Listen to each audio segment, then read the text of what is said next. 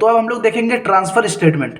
Transfer statement में हम लोग देखेंगे तीन, ब्रेक, कंटिन्यू एंड रिटर्न। तो ब्रेक बेसिकली क्या होता है, ब्रेक जो है वो कोई प्रोग्राम का जो एग्जीक्यूशन होता है वो उसको स्टॉप करने का काम करता है। मतलब कोई प्रोग्राम का जो इटरेशन है उसको बाहर कर देता है। जो ब्रेक है वो फॉर के अंदर भी यूज होता है, इफ के अंदर भी, एंड स्विच केस के भी अंदर यूज होता है। मतलब ये बेसिकली क्या करता है, कोई प्रोग्राम जो है वो एग्जीक्यूट हो रहा है, एग्जीक्यूट हो रहा है, एग्जीक्यूट हो रहा है, जहां ये जो ब्रेक स्टेटमेंट आ जाता है तो वहां पे ये जो एग्जीक्यूशन है उसको स्टॉप कर देता है, और वो जो इटरेशन होता है वो उसको प्रोग्राम के बाहर कर देता है। मतलब एग्जीक्यूशन जो है वो उसको स्टॉप करके उसको बाहर कर देता है प्रोग्राम के। मतलब आप लूप बॉडी के अंदर है, कोई भी लूप बॉडी, जैसे कि फॉर लूप बॉडी के आप अंदर है, अगर आपको वहां पे ब्रेक मिल गया तो आप जो है वो लूप बॉडी के बाहर चल जाएंगे। इफ कंडीशनल स्टेटमेंट के अंदर अगर हम लोग काम कर रहे हैं, वहां पे अगर ब्रेक कीवर्ड आ गया तो हम लोग सीधा लूप, तो सीधा हम लोग जो है वो ब्लॉक के बाहर चल जाएंगे। अगर स्विच केस आ गया तो हम लोग सीधा बाहर चल जाएंगे। यानी कि जो करंट इटरेशन होता है उससे हम लोग को बाहर करता है ब्रेक। बस सिंपली आप समझ लीजिए, तो कोई काम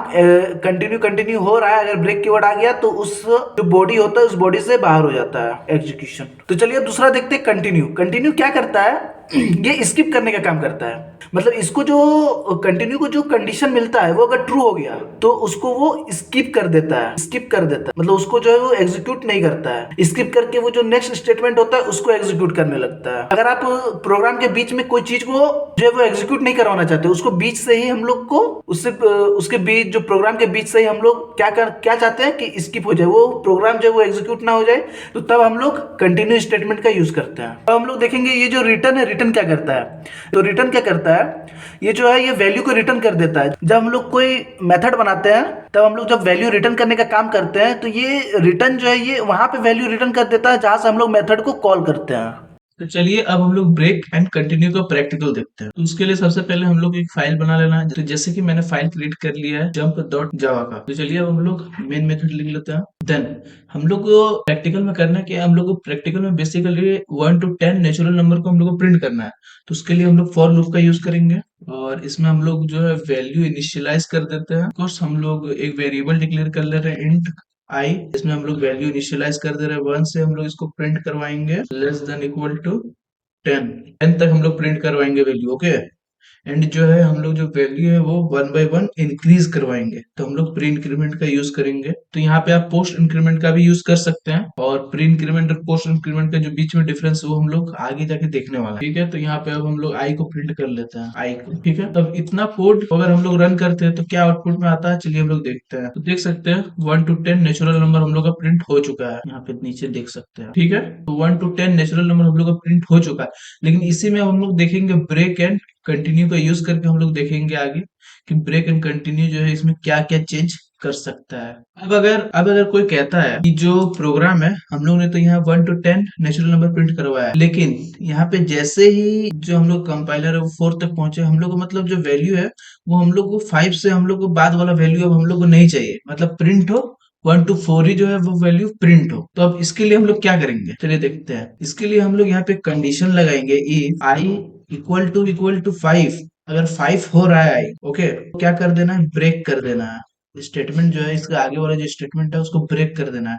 मतलब हम लोग यहाँ तक पहुंचे हैं, हम लोग को ब्रेक मिल गया, हम लोग लूप से बाहर हो गया। ठीक है, ब्रेक क्या करता है, हम लोग करंट इटरेशन से बाहर कर देता है। यहाँ पे क्या होगा, यहाँ पे 1 to 4 ही प्रिंट होगा। जैसे ही कंपाइलर को 5 मिलेगा वो ब्रेक हो जाएगा, वो बाहर हो जाएगा और वो 5 को प्रिंट नहीं कर पाएगा। चलिए इस कोड को हम लोग रन करके देखते हैं। तो देख सकते हैं हम लोग एज अ रिजल्ट 1 to 4 ही प्रिंट हुआ है। तो यहाँ पे क्या हुआ, यहाँ पे जो वैल्यू है वो बढ़ के 1 प्रिंट हुआ, 2 प्रिंट हुआ, 3 प्रिंट हुआ, 4 प्रिंट हुआ। जैसे ही 4 प्रिंट हुआ, ठीक है, 4 के बाद प्लस प्लस 5 हुआ। 5 क्या कंडीशन 5 लेस देन 10 है, तो यस यहाँ पे ट्रू हो रहा है। देन यहाँ पे चेक करेगा इफ 5 इक्वल टू क्या 5 है, तो हाँ ये भी कंडीशन ट्रू हो रहा है। देन यहाँ पे उसके आगे वाला स्टेटमेंट क्या लिखा हुआ है, ब्रेक। मतलब अब हम लोग को आगे प्रिंट नहीं करना है, हम लोग को जो करंट इटरेशन लूप है वहां से हम लोग को बाहर हो जाना है। ठीक है, आई होप आप लोग मेरी बात को समझ पा रहे होंगे। तो यहाँ से ब्रेक क्या किया, ब्रेक हम लोग को लूप से बाहर कर दिया। आगे का नंबर हम लोग को ब्रेक जो है ये कीवर्ड है ये प्रिंट नहीं करने दे रहा है। तो ठीक है, यही काम होता है बेसिकली ब्रेक का। अब अगर मेरे से कोई बोलता है कि 1 to 10 तो प्रिंट हो जाना चाहिए, ठीक है, लेकिन यहाँ पे जो बीच में जो 5 है ना, ये 5 स्किप हो जाना चाहिए। 4 के बाद 5 नहीं प्रिंट होके डायरेक्ट 6 प्रिंट हो, मतलब 5 यहाँ पे प्रिंट नहीं होना चाहिए। तो उसके लिए हम लोग को सिंपली क्या करना है, यहाँ ब्रेक की जगह जो है हम लोग कंटिन्यू का यूज करेंगे, ठीक है। तो यहाँ बेसिकली कंटिन्यू क्या करता है, जैसे ही आई का वैल्यू 5 होगा, ठीक है, जैसे ही जो है आई का वैल्यू 5 होगा, वो यही 5 को स्किप कर देता है एंड देन अगेन कंटिन्यू करता है लूप को, ठीक है। तो चलिए अब हम लोग प्रोग्राम को रन करके देखते हैं। देख सकते हैं यहाँ पे हम लोग का 5 प्रिंट नहीं हुआ है, यहाँ पे देख सकते हैं, यहाँ पे 4 के बाद 5 प्रिंट होना चाहिए था, लेकिन 4 के बाद डायरेक्ट 6 प्रिंट हुआ है, ठीक है। 4 के बाद डायरेक्ट 6 प्रिंट हुआ है, 5 प्रिंट नहीं हुआ है यहाँ पे। वो इसलिए क्योंकि हम लोग ने यहाँ पे कंटिन्यू कीवर्ड का यूज किया हुआ है। जैसे ही 5 होता है, जैसे 4 तक आया, ठीक है, लूप 4 तक पहुंचा, 4 इंक्रीज हुआ, एक 5 लेस देन 10 है, यहाँ पे भी ट्रू हुआ। देन यहाँ पे जो इफ कंडीशन लगा हुआ है ये भी ट्रू हो गया, ठीक है। देन यहाँ पे कंटिन्यू कीवर्ड इसको मिल गया। कंटिन्यू बेसिकली क्या करता है, जो नंबर है वो उसको स्किप कर देता है, देन वो आगे से फिर से कंटिन्यू करता है। कंटिन्यू बेसिकली क्या करता है, जो कंडीशन में स्टेटमेंट मिलता है अगर वो ट्रू हो जा रहा है तो कंटिन्यू उस चीज को ही स्किप कर देता है, देन वो अगेन आगे से कंटिन्यू करता है। आई होप आप लोग ये प्रैक्टिकल समझ गए होंगे। तो चलिए अब हम लोग आगे चैप्टर्स की ओर मूव करते हैं। अगर आप लोग को यहाँ तक कहीं भी कोई भी दिक्कत आ रही है तो मुझे कमेंट सेक्शन में जरूर से बताना। और हाँ, चैनल को सब्सक्राइब नहीं किए हो तो जरूर से सब्सक्राइब का बटन दबा लेना, और वीडियो को अगर लाइक नहीं किए हो तो वीडियो ठोक के लाइक कर। चलिए मिलते हैं फिर ऐसे इंटरेस्टिंग टॉपिक के साथ, तब तक के लिए bye bye, keep learning and keep coding.